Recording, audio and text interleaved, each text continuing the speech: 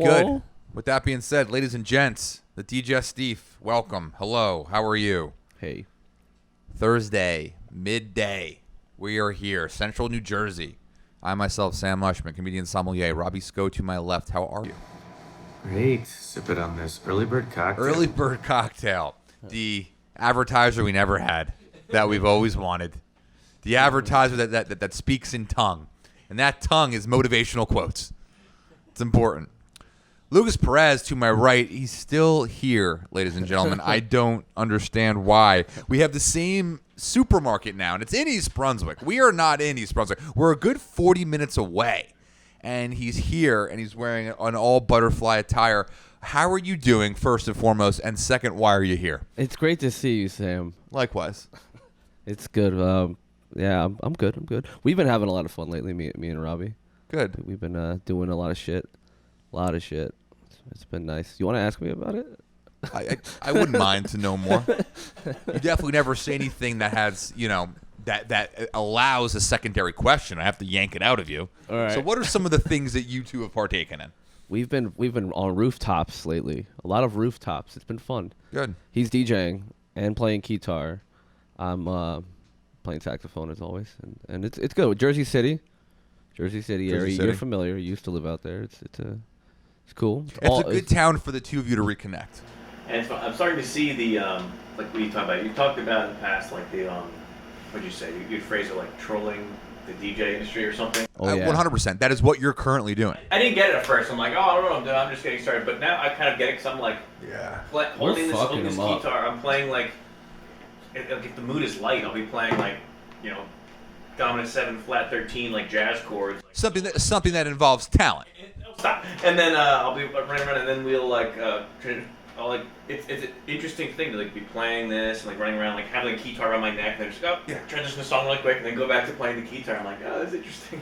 I mean, I kind of told you. I think you're going to be in high demand very quickly, and that's 100% because you are very talented. But it's also it's the same reason why I kind of moved up in food and beverage quickly. It's like, yeah, I work hard, but like, what's the competition looking like? And it's I don't want to say it's cream of the crop, but it's one of those things. I think DJing hopefully goes in the direction that you're taking it, where you still have to be musically inclined. You got to be able to play a thing and come up with a thing, and it's not just a playlist. Mm-hmm. No, that'd be nice. You asked me for advice recently, Lucas, on your brother, and I think it's important for the show to understand what he said to you and the kind of advice that he needed to receive. he's gonna be so upset if he listens to this. That's okay. Let's talk about it. He calls me on Sunday. We don't have to say any names. Just your brother. That's okay. My brother, yeah. He calls me on Sunday. I just got off work, and I live close to you now, as you said.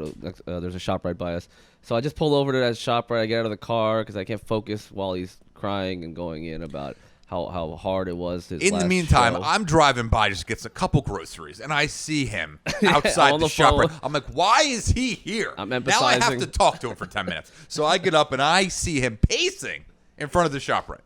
Yeah, I'm just like totally just, Richard, it's okay, dude. Fuck them. Okay, man? Like, you just keep doing your thing, man. Just keep doing cliche advice. You said his name, not me. Yeah. Oh, yeah. That's okay. And, so his issue was what? He was out with friends the night before. First and foremost, what is he pursuing right now? Comedy. He is. He's pursuing which form? Stand-up comedy? I think it's stand-up. I think he does like characters more than he does like actual stand-up. He's on stage with a microphone. Yeah. And people are listening to him. Yeah. So he's doing stand-up comedy. Okay. Yeah. So he's pursuing that, and he's new to it, right? Yeah. I actually asked him after I saw you what he does, and it's like stand-up didn't sound like he wanted to say stand-up. He was like, I do like characters and like. No, a lot of people say a lot of things. If you're on the stage with a microphone talking to people who don't have one, that's stand-up comedy. So stand-up, he's technically doing stand-up comedy, and he's been doing it for how long? Since COVID. Since COVID. So post-COVID.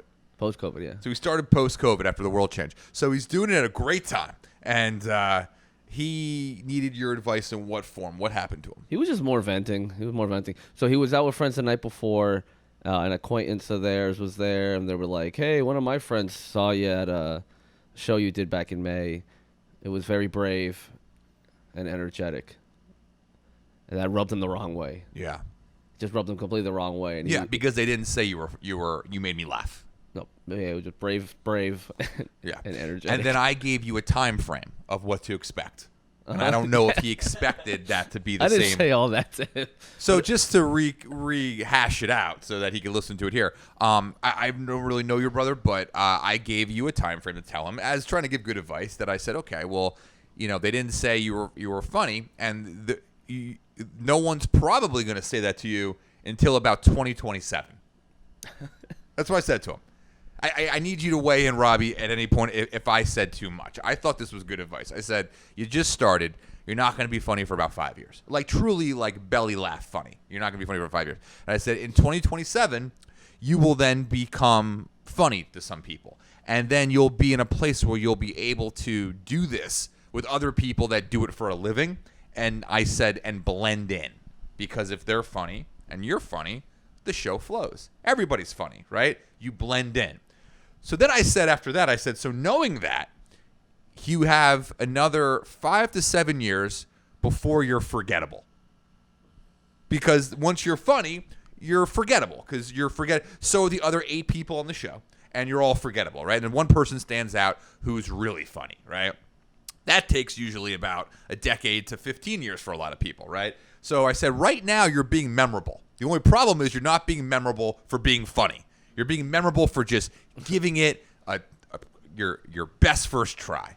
The goal is to become forgettable. You're 5 years away from becoming forgettable, and then after another 5 to 6 years, you will then become memorable once again, hopefully for what the job actually is, which is being funny. I thought that was a realistic timeline. I've always heard 10 years is like a big number for stand-up comics. Like get a decade in to really fucking... So that's how I pitched it to you, and I don't know if that's what you said to him, but if you did, I think you're being a good brother if you said it like that. I didn't say it like that. All right, okay. So he's way too sensitive. I can't say stuff like that to him. He is super sensitive. I think he'll get off the phone. I think what you need to do is give him the timeline, give him the advice that will possibly make him quit that day. And no, here, seriously, because if he doesn't, then he's really about it. And you just saved him 4 years of not being forgettable. That's what you saved him. Because if he quits that day, then you know that it wasn't in the cards. But if he takes that and he's miserable for 4 days and he hates himself for another 2 weeks and then he works on his act, that's a comedian. That's a comedian right there. If he doesn't talk to you for 6 weeks and then comes back at the family function and you say, how are things going? And he goes, it is what it is. That's a comedian. If he cries, gets off the phone and says, I'm not doing this anymore, he wasn't a comic and you saved him a lot of time. True. Power. Next time. Yes, please weigh in. Am I being too harsh? No, that's great. It's almost like a similar, a similar thing I've experienced, like a lot of negativity about like being a musician, but you just like persevering through it just like helps make sure that you can do it. But honest numbers, you think they're gonna crush him? Yeah. I just think he would probably get off the phone if I said something like that. Like, dude, you're gonna suck for 5 years, okay? You have to put in 10 years. No. Let's say it again. What is his name? The memorable. Listen. No. You are 5 years away. In a very short, hardworking, triumphant 5 years, you will be rewarded with being forgettable. Congratulations. You are now forgettable. You'll do a show, and you will get things like, wow, what a great show. I liked you too. You're forgettable. And then they'll never remember you again. That's the goal. Mm-hmm. You want to work towards it. Right now, you're being memorable for not having talent. You got another 4 years of that. And then you'll graduate to forgettable. Yeah, maybe rephrase that a little. I don't think so. Because here's the important analogy. Stand-up comedy is like golf. If you really want to be good at golf, there's no such thing. There's no such thing.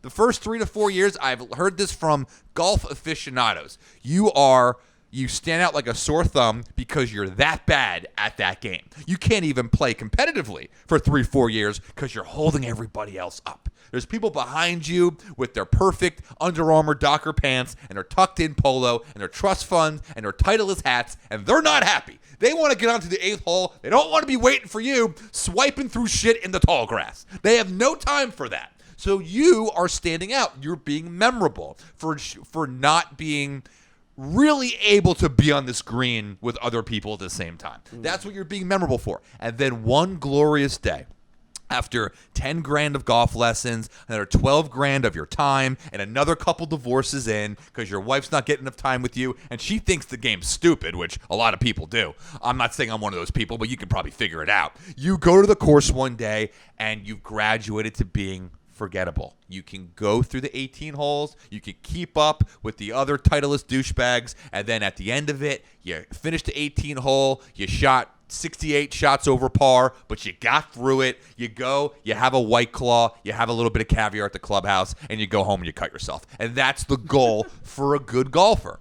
That happens about 5-6 years in. You graduate to being forgettable. I don't understand what's so difficult about this. And then another 10 years of playing and aging, and you go from having some sort of pectoral muscles because you still go to retro fitness, and now you just kind of have a little bit of flap tits, a little bit of floppy nipples, right? What do? You get into a relationship with like a 25-year-old TikTok star. She doesn't have values or feelings yet, so the thing works. And she supports your golf career because you go from being forgettable to kind of shitty. After 15 years in, now you're kind of shitty. You can go, you can hit par on a couple of the holes. People are impressed. You can go, you can shoot an eagle once in a blue. People are very impressed. But at the end of the day, if you compare your scorecard to that of anyone even flirting with being on the PGA Tour, you are not good at this game.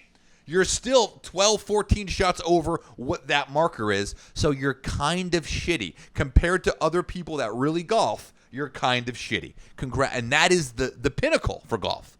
To go out there after 15, 20 years and $100,000 dropped in the investment of your time, energy, and self-respect, you're kind of shitty. So I don't think that's that far off from the comedy timeline. I don't know. Not far off from the comedy timeline. Not far off from the DJing timeline. You got to put in 10, 15 years before you get professional gigs. I think you need to... I think that's the opposite. It took you 10, 15 weeks. Yeah, I think we could come up with a set this weekend, and I would be DJing a Tao. That's what I think is A Tao. I would be not DJing. I would be playing a playlist at Tao. Yeah. But that's the timeline. That's the reality. I'm sure music isn't much different. It's probably a little bit better because with music, you can have more time by yourself to really learn the instrument and do it well before you play in front of real people. That's probably the only advantage. But at the end of the day, it's like music is hard, golf is hard, comedy is hard. These things are hard. Do you ever do comedy in the mirror? I have, yeah. When I'm working on a new bit, maybe like the delivery, I'll say it a couple times in the mirror. I'll say it not in the mirror. I say it in the car. I'm driving the car, and people think I'm just yelling on speakerphone. I'm doing my act. If I'm driving to a gig, I'll yell in the car. My wife knows it. When she drives with me to a gig, she just sits there and just is like, "This is what it is." I just yell out loud, and then I go, "How did that sound?" She's like, "Great. So happy to be 3 years into this marriage." But that's what it is. I think it's important he knows the timeline. Now, he might beat the numbers. There's so many friends of mine that beat the numbers. There's so many friends of mine that have gotten forgettable in a year and a half, 2 years, and then now they've become truly funny as far as standing out on a lineup consistently each night after 4 to 5 years. I'm just saying he's most likely not going to be one of them. And I'm not saying that because of him. I know nothing about him.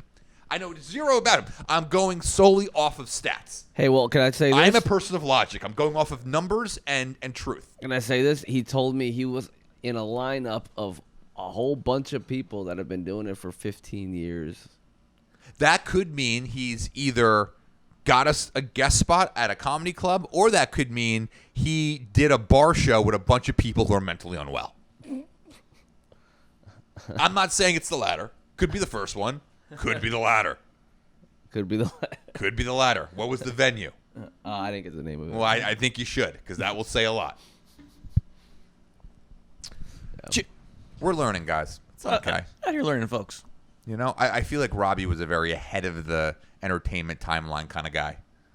How so? What do you mean? I feel like you learned your shit quickly. You picked up on stuff quickly. I kind of put Lucas in a similar category with his saxophone. You guys were ahead of the curve. I think I was like right on par with the curve. I've been doing it for a little over a decade now. I think, you know, it's like I've been forgettable for a while. You know? Yeah, it was a weird timeline for me because I was like had like young piano lessons and then like went away from it, did a bunch of other stuff in school, didn't bring anything. But then I went, I guess kind of quickly from noodling in between thermodynamics into like getting some gigs. Thermodynamics. It takes into getting some gigs. It's just, I mean, people just aren't ready when you think about golf, think about comedy, guess music, right?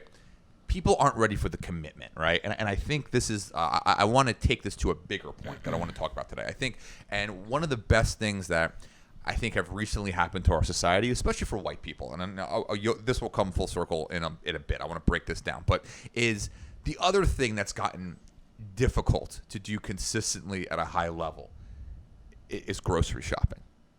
What? Yeah, I don't know if you like. It's become a real skill as far as the preparation required, what is needed, right? The commitment, time, and mental energy, the mindset needed to successfully grocery shop right now in 2022. The bag ban. We all know about the bag ban. Bag ban's been brutal, right? No plastic bags. You can use the tote bags, but they don't carry any. They give you like 1 or 2 totes. And now you are going from that kind of, I was always the sweaty white guy that ran into ShopRite, grabbed a basket, grabbed a couple things haphazardly, had 0 coupons, no planning. I'm paying full price for all these items in my basket. I'm checking out. I'm paying $50, $60 for 7 to 8 things that are all going to be consumed tonight. I'm not saving money grocery shopping. I'm making one meal over. I come, it's done, right? That's it. And I come back 2 days later to do the same thing. Can't do that so much anymore. They took away the baskets. That's big for the white community. That you haven't even noticed, and I knew you wouldn't notice. Because in the Hispanic community, I'm telling you right now, this is the difference. Grocery shopping is a much different thing in the Hispanic community versus the white community. In the Hispanic community, grocery shopping is a culture. Grocery shopping is an ordeal. It's Hispanic families. You wake up one day, a politeful, like hardworking Hispanic mother of 5, right? Wakes up on a Wednesday, and she wakes up at like 8:30 in the morning, and there's so much she could do in that day, right? But there is one thing she will accomplish. Just one. Not 2, not 3, not 4. Just one. She will get groceries for the house. That's what she will do with that day. It's an 8-hour process. From gathering the coupons, putting together the numbers, walking to the store. The walk takes a while. You go in. You don't grab a basket. That's for white people. Leave the baskets alone. You grab the full shopping cart. And one with a squeaky wheel. The wheel has to squeak, and it has to kind of like zigzag a little bit. That's important because if you have a squeaky wheel, that means that you're going to take your time a little more. The process is going to take longer. And you're going to make sure you have all the things you need. And you walk each aisle slowly, methodically. There's a lot of things in today's society to think about. And the beautiful thing about this Hispanic woman, she's thinking about none of them. She's just thinking about where are the soft versus hard tacos, where is the different types of milk, where is the discounts on the toiletries, where's all of it. She's going down the list. And she's making sure that she has everything she needs for her family because in the Hispanic community, the beautiful thing about the Hispanic community is family matters. Living in the moment matters. Cooking a real dinner, having a budget, and making sure that the people outside of yourself are set up for as good of a life as possible matter. That's the point I'm getting to. This is not, I know that I was going down a rocky road for a minute. I knew you both were getting nervous. But what matters, it's values. It's values. And there's no better thing that states your values than a true all-day grocery shopping experience. I don't understand it. I can't relate to it. I will never do it. It's not in my DNA. I was not raised to do that. I was not raised. I was all about, I'm on a constant ticker in my head. What else is going on today? What are we doing next? This grocery shopping trip can't be more than 20 minutes. But in 2022, when you have no more bags, they took away the baskets because they don't want you walking out of the store with the basket. You have to prepare. You have to bring tote bags. You have to bring things. You have to bring coupons. But food prices are going up. You need the coupon. White people don't coupon. We are too in our own self, our own ego to coupon. Sometimes I'll be in the aisles, though, doing some research. Ever since cell phones came out, and like I kind of shop a little differently, I'll just be like in there with like using my data and just being like, but online it's this price. But I'm thinking That's fair. Sometimes I take a little long, but That's I'll fair. be in the aisle just like gathering reconnaissance. Like, what's that? Ooh, spirulina. That's good for you. How do I get that? Yeah, which is fine. We will take technology as white people and we will do some of the research. We will cross-reference, but we're still going to buy. We're still going to buy it if it's in front of us because we don't have time for it. The same way we don't have time for people. We don't have time for family. We don't have time for values. We don't have time for, the world slowly ending around us. We're just going to kind of just keep it hush-hush at the holiday barbecue, at the holiday party, and just talk about what we're doing with our careers. We're not going to talk about the fact that our youngest son is up in his room. He hasn't come out in 5 days. That's not important. In the Hispanic community, we build around young Tino, and we figure out what do we have to do to motivate young Tino to come out of his room. In the white community, it's do a little Xannies and be like, why the fuck won't he come out of his room? That's a culture difference, and that's why right now, as the white community, we are having a difficult time with grocery shopping. It's not as impulsive anymore. They've taken away the conveniences that we could just grab and go. I've never seen a Hispanic woman grab and go anything. There's even difference with the social aspect at grocery stores. I'll see like different reactions to this concept of the stop and chat. Yeah. Stop and chat, they mingle. There's greets and mingles. If they see another head of the household, another family-oriented Hispanic woman with God-fearing, loving values, you're stopping and you're chit-chatting. Good 15, 20 minutes. Add it to the clock. Throw out another 20 to the clock. We're in here. All goddamn day. It's just Wednesday. Get the fuck out of here. Stop and chat. Stop and chat. Oh, it's a big part of it. Big part of it. While there's impatient, insecure, depressed white people behind them saying, can you move, please? I need to get my dark chocolate-covered oat bars and get the fuck out of here. Great to see you too, Kathy. I gotta fucking go. I have an oat milk half open at this point. I'm chugging half of it. I'm half chugging oat milk while they're sitting there with a cart full of whole and 2%. That's the difference. I have my soy, my almond, my oat, and I don't care about any of them.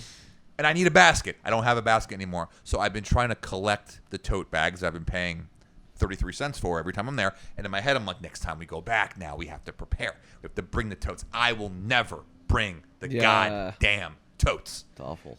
Grocery shopping is an afterthought in the white community. You go out, you have a meeting of how you're going to wrong a couple people, right? And you kind of like, you finish that meeting, and then you go to a job interview. So how can you wrong your current employer by doing something behind their back? So you have a day of how can we wrong more people? And you do it in a blazer and jeans. That's what you do as a white person. And when you're done of a full 8-hour day of wronging people and believing that there's nothing that happens when you die, what you do on your way home, you say, I need to grab a couple things. I need to pick a couple things up because I'm going to make a last-minute sliced steak with some fucking Delmonico store-bought steak sauce, and I'm going to make a little bit of mac and cheese with some crushed bacon, and then I'm going to blow some Coke, and then I'm going to call it a day. I'm going to go to bed. That's what you do. So we don't have the accoutrement in the ShopRite anymore to be able to do that effectively. And I think it's a good thing for the white community. I think it's going to force us to try to have a value or two. I've been saying a lot of things, and the one Hispanic person in the room hasn't really commented on it yet. So, how you do thoughts, analysis? Which part of that? Any part you want. Real quick. We're going to give it back to you. But if you want to solve that tote problem, here's how you do it. You leave one tote bag in the car. You go unpack everything. Put everything in there, and then you bring all the totes back into the car to get the last tote. Yeah, too much forethought there. That's too much forethought there. We're on to the next thing. We're on to the next. White people, we're on to the next thing. We're not like, and I'm not saying it's good. But we are on to the next day. It's like, leave okay, the steak in the car and be like, oh shit, I gotta go back and get that steak. Yeah, we have a constant psychotic metronome in our head. Like, okay, 1, 2, 3, 4, 5, 6, 7, 8. Time to go on to the next coked out date. Here we go. 1, 2, 3, 4. Here we go. Let's go get some more. Fuck you. Fuck them all over. Fuck you. Fuck them all over. I don't have a family. I don't have values. I have a tote basket. That's it. We're on a metronome. We're on a metronome all day because nothing matters. Nothing matters. Our parents moved to the Myrtle Beach. Haven't seen them in 6 months. That's fine. I'm going to the ShopRite store to get a couple steaks and get my dime. Like, that's it. Metronome. If it's not keeping up, then we're not going to do it. That's the issue, right? Yo, Robbie does cram shit a lot. Yeah, Robbie's a big time crammer. You are as Caucasian as they come with that. You have no time for anyone but yourself, and I love you for that. I mean, he realized when he lived with me, we have a very different perception of time. Yeah. And he's like, yeah, we have like 30 minutes. Like, okay, I'm just going to go to head to Barnes & Noble's, go to Guitar Center. I'm going to do a sauna cold plunge real quick. I'm like, what are you? Oh, yeah. And you come back on time, maybe 5 minutes late. What are you doing in that time? With all due respect, nothing. I'm chilling. Nothing. I'm chilling. You've done nothing. Scrolling the gram. Not booking musicians. And I'm kidding about that. But it is a cultural thing. I think what grocery shopping has become in 2022 is a bigger psychological experiment on the cultural aspects of different groups. It really is. I don't think there's two groups that could be more different. And I don't mean it in a pro or negative way to either group, because I firmly believe there's pros and cons to both these groups. But are there two cultures from their soul to what matters, to what's important, that are more different than the Hispanic community and the white community? Are there two more different cultures than that? And we interact all the time. And relationships with a white person and a Hispanic person work all day, every day, 7 days a week, no problem, right? It's usually because someone on the Hispanic side sees value and likes the idea of the I don't give a fuck, the world's going to be over anyway values of the white community. And there's someone on the white side that would love a nice, wholesome Thanksgiving. That's all we want. We want a wholesome Thanksgiving where we don't resent everybody at the fucking table. Mm-hmm. My Thanksgivings got to the point where I was like, why are any of these people here? Who are they to me, and why do they matter? That's not the case with Hispanic culture. Hispanic culture, it's like, all these people have made an impact in my life. They're all important. We all need to have time to be together. That's important, and that is important. However, that I don't believe that can be everything your life's about. But to not have that is also not a good thing. I don't know if you were asking that question rhetorically, but taking it literally, in 2022, to have like an Amish type culture with all this crazy technology around, like that's so drastically different from everything now. That's like totally run. Like, are they still like? Were they just gone from everyone in like 2020? They did not do any Zoom. Like the Amish just gone.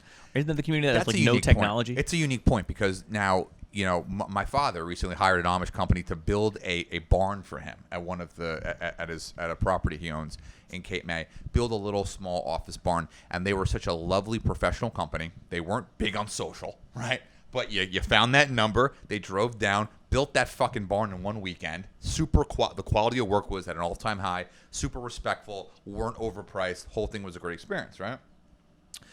What do they? Yeah, I think there's something about that where a pandemic can happen, and it really affects white people. We can't deal. It affects white boomers for sure. And as white millennials, we are the offspring of the boomers. It's affecting that 25%'s there, affecting us as well.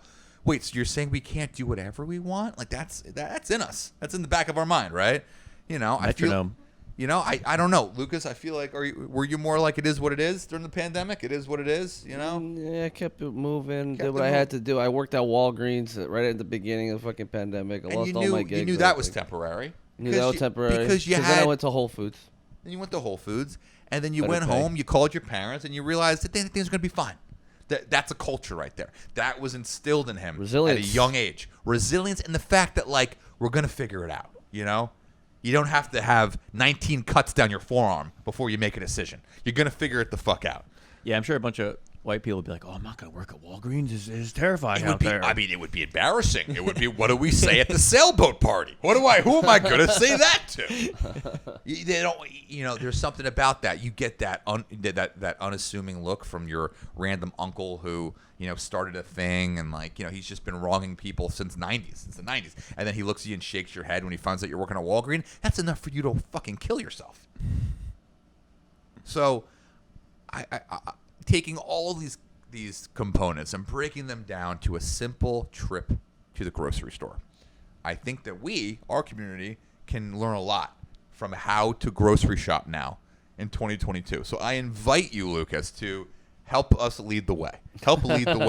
Take us grocery shopping. Show us how to do it. Show us the speed we must walk in, the lethargicness needed. Because there's a way. I don't know how you guys do it, but there's a way to spend 4 hours in the ShopRite. And I want to know how. Because if I spent 4 hours in the ShopRite, this shopping trip mattered. Hey, you get 6 stop and chats. Six stop and chats. What are the stats? What are the necessary stats for a 6-hour ShopRite trip? You need at least 6 stop and chats, right? Every hour. You need a good hour prep. You need a couponing hour. Show some love to some employees. Maybe instigate your own stop and chat with some employees. There's always a lovely woman who runs a salad bar and she's mentally unwell on a number of levels, and she wants you to know that she worked really hard at the salad bar, and you can take that conversation. That could be 45 minutes easy right there, telling her how well the carrots are cut, because she wants to know that. She said, I put a lot into this, and I just want you to know that if there's anything you need, let me know, because this is what and that's an hour. So 6 stop and chats, hour prep. Maybe you could squeeze some nutrition knowledge from the pharmacist. Okay, pharmacist knowledge chat for 15-20. Salad bar, psychotic interaction. That's good 45. All right, so right now you're at like 4 hours and 45 minutes.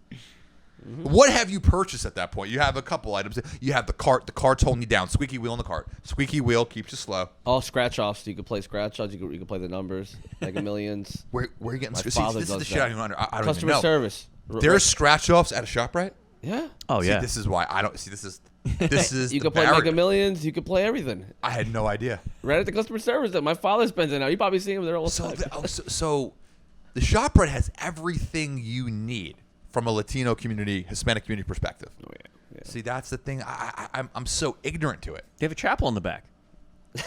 Is there a way where you can say like 10 Hail Marys in the back? You can. Sure. I do think for our shopping trip, we do need to re-interact with Jesus at some point. There's probably opportunity to do that. Isn't there like a little kind of arts and crafts section of the store? It's like the aisle that has all like the pens and notepads, and there's just like a couple of candles that have like Our Lady of Guadalupe on it, and there's like a couple like Mother Teresa candles. We need to buy a couple of those because that makes the accoutrement in the cart matters, because that's a family value. We stick Our Lady of Teresa on the music lab and we burn that candle, and it creates good energy in the room. Good juju. Yeah. So that's it, man. 2022, things are different, right? Prices are up. Gas prices are high. That's the other thing. How do you get by it? You walk. You fucking You fucking walk. Even if it's 45 minutes away, you fucking walk. You walk and you have your coupons ready. You get your slow cart with the loose wheel.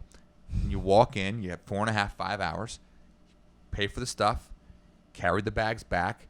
You have to bring a separate type of wheelie thing to walk the groceries 45 minutes home. That's something that my parents never owned in their life. I've seen a small Hispanic woman acquire this. I've seen a small little wheelbarrow cart. I don't even know where they sell them. I think at like a Dollar Tree or something, or like somewhere, right? So there's another stage. We have to go to the Dollar Tree first. We have to get our little carts. We have to walk the 45 minutes to the ShopRite, do the full 5-6 hours. There's your 8 hours. I actually tried buying one of those carts once. Couldn't find it anywhere. I was going to buy it for the Miami trip. Oh, because our brains aren't wired to know where they are. Like carry around like Bluetooth speaker. Yeah. Just, like wheeling it around. Couldn't find it. Did Lucas know where they were? Couldn't. Maybe he does. Maybe he does. Jeff.com. Jeff.com. The point is, Lucas, now more than ever, as our society starts, as inflation kicks in, as we start to go through another recession, possibly could be worse than '08. Some people are saying crypto's plummeting. NFTs aren't real again until they are again, right? We need you as your friends to really hone in to your instinctual Hispanic values, and we need you to walk us through this bubble. No, just walk us through this collapse. This economic collapse. We need you. We need you more than ever. You're a shining light. Never thought we'd be saying this, but we need you more than ever. You need to guide your white friends through this moment, because if you don't, you're not going to have many left. They're all going to be hanging from the ceiling fan. Oh, fuck. Yeah, it got real. Oh, it got real. The white community is not emotionally stable enough to handle another one of these. We don't have it in us. We don't have the core values to get through it. We need you. And it starts with ShopRite. It starts with ShopRite. ShopRite lights. What else do we need to get through this, Robbie? What are some other shortcomings of mine and yours that we need to possibly hone in on? Oh, this is going to be very hard for me and maybe you because of our, metronome. Next thing. Constant. But yeah, it's in my head right now. I could definitely use some more meditation, some more breathing, some more taking a moment to I had a little moment yesterday where I was kind of just taking everything in. I was on this rooftop pool in Manhattan looking at all these buildings, and I just took every little millimeter. I'm just like, wow, that's crazy. Wow, that's crazy. Yeah. It's appreciation, gratitude. Sure. Did you sit there for a minute without being on the phone and soak in? Yeah, I put my phone away and had the ladies charge the phone, so the phone was away. Otherwise, it would have been oh, let's film this. This is cool. I put the phone away, and I was just there breathing with my 3 drinks, my water, my seltzer, my hard seltzer. And I'm just Need that. wow. You need that. So yeah, we could use more meditation in our lives, I think. Meditation, I think for us it's alternative religion. I think I need to explore a possible Buddhist side. Ooh. I've been interested in that for a long time, because my parents were very much they what was great about my parents is they would take me to an Episcopalian church, right? So they didn't put the Roman Catholic in that wasn't their vibe. We went to the form of Catholicism that had, cross dressers, LGBTQ, all up front. This was their wheelhouse. Fucking female priests, all just having a swell old time. No rules mattered. It was a great church to kind of see what Jesus is all about, right? Episcopalian, you said? Episcopalian. And now I don't go to church anymore, but I think that foundation, there's something similar to that that might be needed. And I think I'm going to find it at the grocery store. If you could say quickly what you think Roman Catholicism and Episcopalian, the difference is. Kid fucking. And without further ado, guys, this has been the Digestif. As always, you can follow us on Instagram at @the_Digestif. We're coming out weekly again. Clips that come of the show. Please recommend a friend. Please do whatever you got to do to help us not do our jobs as well, which is get the show out there. But as always, I've been Sam Mushman, comedian sommelier. You can follow me at Vino_comic. Robbie Sco, where can they hear about you? What's going on? What's coming up on the docket?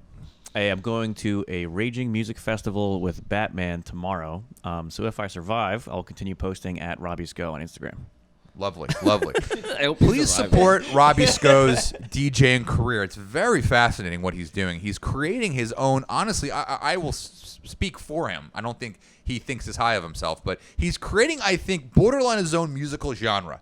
He's challenging a side of the music industry that needs to be challenged, and more people need to listen and pay attention. Lucas, what's going on? How are you doing? Good. Playing tonight with Robbie. He's DJing. So Lovely. that saxophone guy. Great handle. Give him the handle. Yeah, Love it. that saxophone guy. At that saxophone guy, as always. Thank you, guys.